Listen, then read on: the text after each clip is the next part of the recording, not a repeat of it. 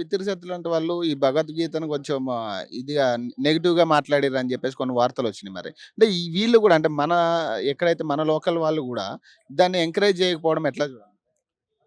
బిత్తిరి సత్తి, మొన్న కదిరి కృష్ణ, అంతకంటే ముందు రకరకాల వ్యక్తులు రకరకాల కామెంట్స్ చేస్తూ హిందుత్వాన్ని చిన్న చేసేటటువంటి వాళ్ళందరూ కూడా క్రిస్టియన్ ముసుగులో హిందుత్వాన్ని నాశనం చేయాలి, హిందూ ధర్మంపై బురద చల్లాలి అనేటటువంటి ఒక లక్ష్యంతో పనిచేస్తూ ఉన్నారు.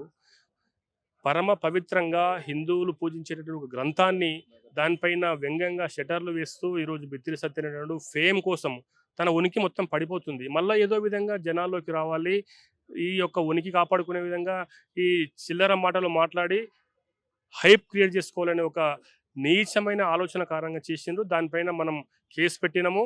ఈరోజు కోర్టు కూడా దానికి చివాట్లు వేసింది.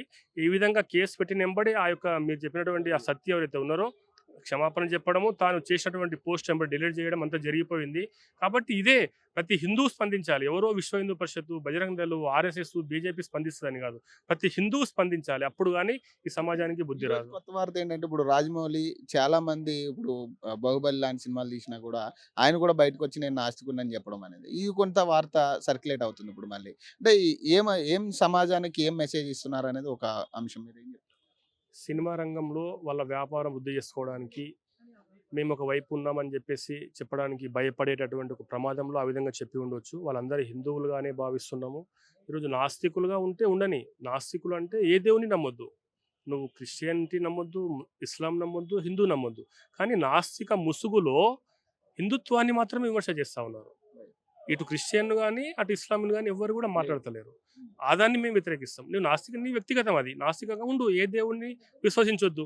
ఏ మతాన్ని విశ్వసించొద్దు. కానీ నాస్తికుడు అంటూనే హిందూ ధర్మంపై దాడి చేస్తే మాత్రం దుర్మార్గం అది. దాన్ని మేము ఖండిస్తాం.